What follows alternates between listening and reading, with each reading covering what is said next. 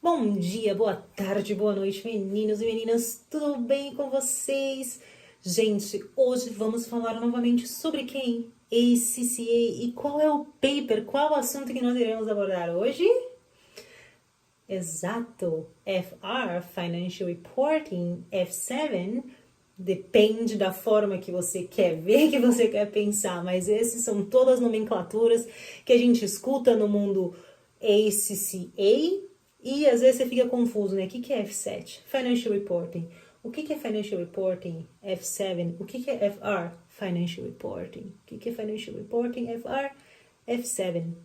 Né? Antigamente a gente se referia, né? Nós nos referíamos aos papéis do ACCA por F number, F1, F2, F3, 4, 5, 6, 7, 8 e 9, mas desde 2020 ou 2021, não me lembro de cabeça, quando dois professional papers, P1 e P3, né, foram integrados, né, o P1 e o P3 foram merged, né, juntaram, os papers passaram a ser chamados pelo seu nome, né?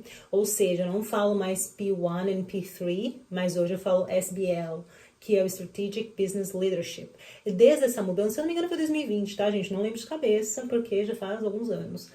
Desde então, essa mudança, a gente passou a chamar os papers, né, pelo seu nome, Financial Reporting, FR, mas também é o antigo F7. Então, não fica assim acanhado, não fique nervoso, porque é isso, nada mais que isso. Tô com sede. Vamos lá, gente. F7. O que é Financial Reporting? O que o nome diz? Financial Reporting, né? No F7, o que nós vamos aprender? Vamos aprender muito sobre as International Financial Reporting Standards, IFRS e IAS, né? Então, Dai, eu preciso saber IFRS, porque, mano, eu tô mal lascada, eu entendo mais ou menos o CPC. Se você entende o CPC, ótimo. Se você não entende, não tem problema, porque no paper em si, né, na estrutura da prova, você vai entender como aplicar uma IFRS, como aplicar uma IAS no, né, no, no sistema contábil, né? Como se aplica? Quais são os critérios, né, de classificação, capitalização de um fixed asset? Quais são os métodos, né, que um estoque deve ser avaliado, que um inventário deve ser avaliado, e qual é o método que não é que é proibido, né? Que a gente sabe, o FIFO, LIFO, First In, Last Out, não é proibido, não é permitido. É permitido no US GAAP, mas a gente não vê US GAAP dentro do ACC, a gente vê IFRS, né? Então, essas questões dentro da contabilidade em si, né, como aplicar as estándares, a gente vai ver, e ver muito, ver bastante, tá? E uma outra coisa, né, vamos passar, agora eu vou dividir a telinha do meu celular aqui, do celular não, do meu computador aqui com vocês, porque eu quero mostrar pra vocês qual é a estrutura do paper, como a gente vem fazendo, né, já nos outros papers, para que vocês, né, entendam qual o quê? Qual é o pass rate desse paper? Eu não acho, gente, que é um paper difícil de fazer, tá? Vou ser bem sincera com vocês. Eu gostei bastante de fazer, porém eu quase me lasquei. Por quê? Porque eu tava overconfident. Eu achei que eu sabia de tudo, porque eu já tinha feito a MBA em FRS no Brasil. Então eu falei, mano, eu tô estourando, e quase que eu me lasco. Passei nesse paper, gente, com 51 pontos, assim, que não passava uma agulha, né? Vocês sabem na onde. Mas passei. My ACCA, deixa eu acessar o meu My ACCA aqui, que eu já começo a gravar minha tela para vocês. Mas, com estudo, prática, vocês conseguem passar. Primeira coisa, não tem passar na prova do ACCA apenas lendo livro, apenas escutando podcast, nem sei se tem podcast, ou apenas assistindo aula. Você precisa praticar, praticar, praticar, praticar, praticar e praticar. Para começar a falar do ACCA, vamos começar falando, gente, do pass rate. O pass rate desse paper fica ali na casa dos 50%, tá bom? Ou seja, é um paper assim, né? Mais ou menos. Você vê que nos últimos anos ficou na casa realmente dos 50%. Junho de 2022 deu ali 51%, mas quando foi dezembro de 2022 deu uma caída, né? Deu uma capengada, 49%, mas assim, não é um paper que você fala, meu Deus, não vou conseguir passar, não. Dá sim pra passar, gente, tranquilo, né? Só não fica overconfident como eu fiquei, senão você vai quase se esculhambar, né? Vamos para a estrutura do paper, pessoal. A prova consiste, né, de 3 cenários, né? 3 partes, parte A, B e C, assim como nas outras provas, né? Parte A vai ser simplesmente questões de múltipla escolha, não um cenário fechado para que você possa avaliar, mas questões ali abertas, né? 15 questões, cada uma valendo 2 pontos. Quando a gente vai para a parte B, são 3 cenários diferentes, são 5 questões cada cenário, né? Vai dar também 30 pontos, mas aí as questões elas não são abertas, não são jogadas, elas são atreladas, né, conectadas àquele given scenario. Então você precisa prestar atenção na questão e ver o que eles estão pedindo para que você então consiga fazer um assessment apropriado daquela questão e fazer a sua escolha correta, né? Quando a gente chega na parte C, é a maior parte da prova, né, que consiste de 2 cenários, cada cenário valendo 20 pontos, né? E aqui a minha recomendação é comece pela questão C, comece pela parte C, porque são 2 questões, cada uma valendo, né, 20 pontos, um given scenario. Eu separei aqui um given scenario, basicamente é isso aqui, ó. Eles vão te dar um cenário e falar, olha, avalie isso aqui pra mim, né? E faz o financial statement, adjust the relevant. Tá pedindo pra gente fazer os ajustes necessários, que devem ter algumas diferenças aqui nessa DRE que eles deram pra gente, e no P&L, no balance sheet também. Então a gente precisa fazer os necessários, os ajustes necessários, a gente vai ganhar 6 pontos. E a próxima questão é based on the adjustment accounting ratios, based on the adjusted accounting ratios, so a gente precisa calcular os ratios também, né? Compare the performance of the two companies. Your answer should comment on the difficulties of making the purchase decision based solely on the extract of financial statements and the information provided in Note 1.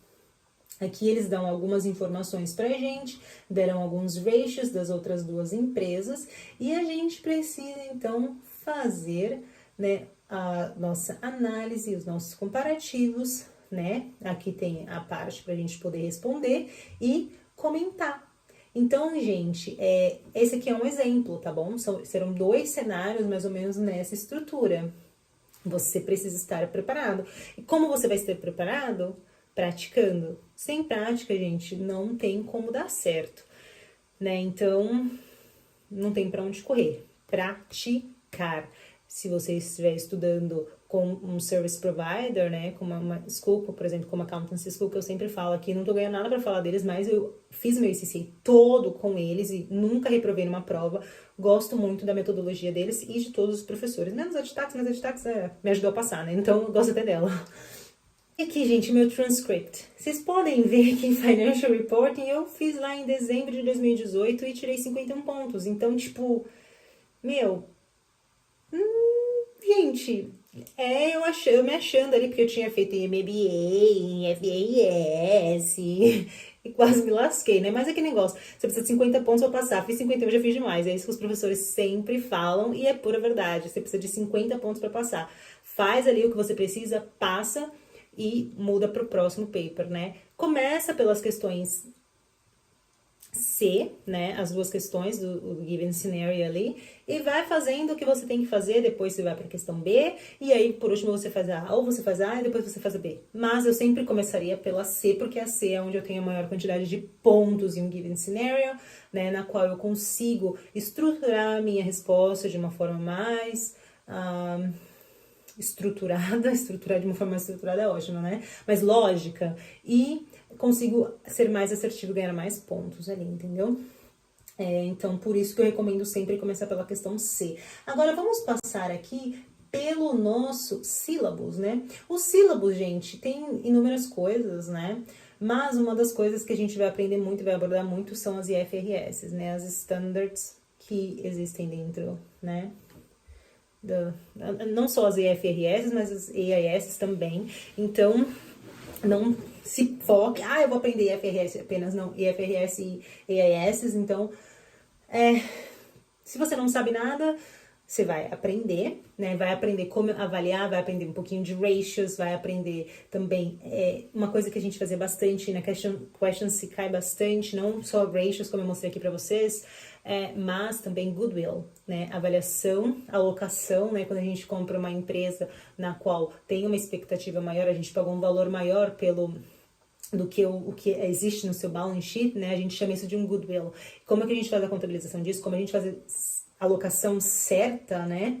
E como a gente registra isso, né? E quando a gente não tem um goodwill, a gente tem uma compra vantajosa. A compra vantajosa não é classificada, registrada dentro do balance sheet, mas dentro da DRE, né, do P&L. Então, como a gente faz isso também? Então, esse é um outro assunto muito, muito, muito abordado dentro do ACCA, dentro dessa prova do Financial Reporting.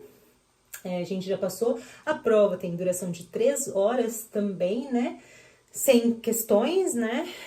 Não sem questões, são 100 marks e 3 partes que eu já expliquei aqui para vocês no comecinho do vídeo. E o sílabus em si, né, o que a gente vai aprender?